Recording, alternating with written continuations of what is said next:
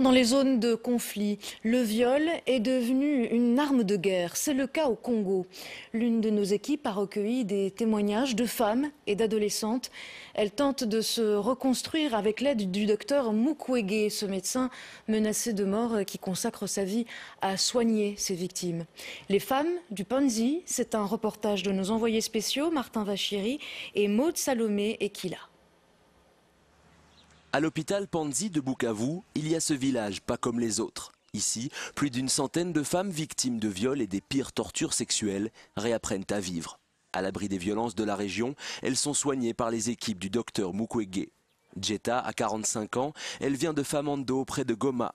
Un soir d'octobre 2011, 10 militaires rebelles font irruption chez elle, tuent son mari et ses 2 enfants de sang-froid avant de la violer pendant de longues minutes. Ce drame hante encore son esprit.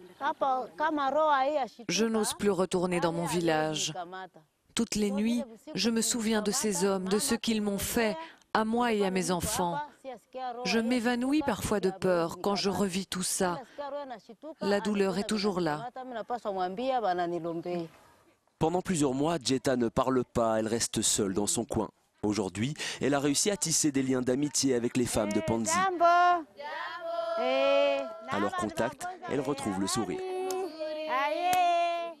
Même si on a des langues différentes, on a des souffrances similaires. Alors on discute, on tricote, on fabrique des paniers, en attendant d'être soignés.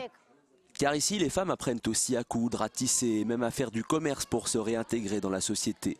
Elles peuvent compter sur le soutien de ces assistantes sociales et psychologues comme Rose, à la fois confidente et infirmière. Elle les aide dans toutes leurs démarches dès leur arrivée à Panzi. J'ai créé cette attitude de confiance et bien l'accueillir pour qu'elle puisse parler de son histoire. Et moi, je vais continuer à la soutenir pour l'aider à sortir dans les problèmes qu'elle a subis. Dans cette région pourtant magnifique, déchirée par les violences, les femmes sont les premières victimes des conflits.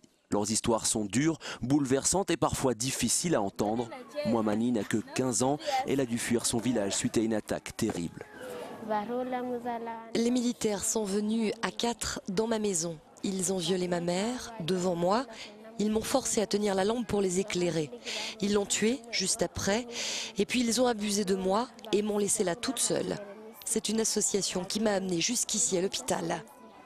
Pourtant, malgré l'horreur et les souffrances, ces femmes respirent le courage et la détermination. Fières, en pleine reconstruction, elles affichent une force parfois troublante. Et puis, à l'hôpital Panzi, les cris et les chants d'enfants résonnent à toute heure de la journée. Les petits de Madame Zawadi apprennent le français, les maths ou l'histoire en chanson.